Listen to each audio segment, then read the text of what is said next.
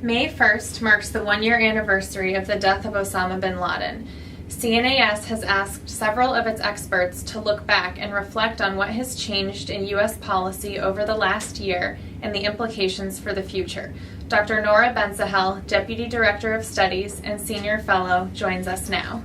How has the death of Osama bin Laden affected the war in Afghanistan? I think the biggest effect that the death of Osama bin Laden has had on the war in Afghanistan is declining U.S. public support. I think that while Osama bin Laden was alive, it was a reminder why the United States was in Afghanistan, and there was a direct link to the September 11th attacks.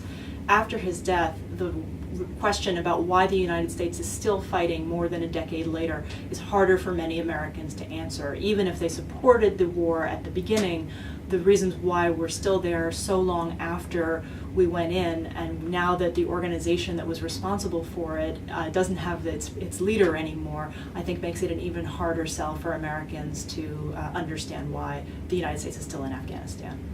How will the death of Osama bin Laden affect future counter-terror operations? Al-Qaeda has morphed considerably in the past 10 years, but particularly since the death of Osama bin Laden.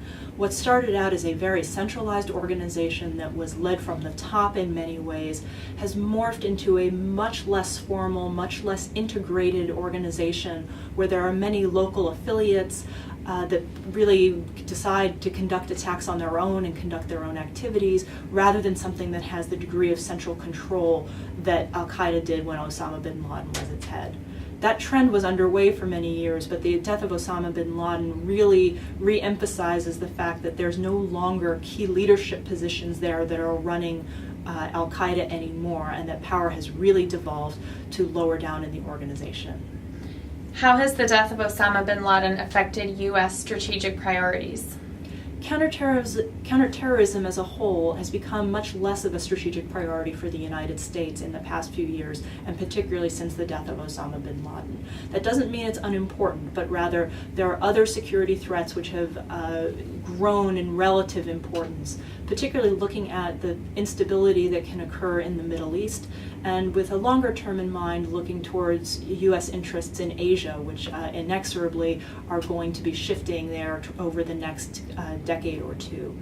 So counterterrorism will always remain an important part of what the United States does, but the fact that Al-Qaeda is not as strong an organization as it used to be, the fact that nobody is going to step up to fill Osama bin Laden's shoes as a centralized leader, means that the threat is a little bit less important than it used to be, or certainly not as threatening as it used to be before, and therefore the United States is going to put more strategic emphasis on the Middle East and the Asia Pacific, particularly as regions of the world.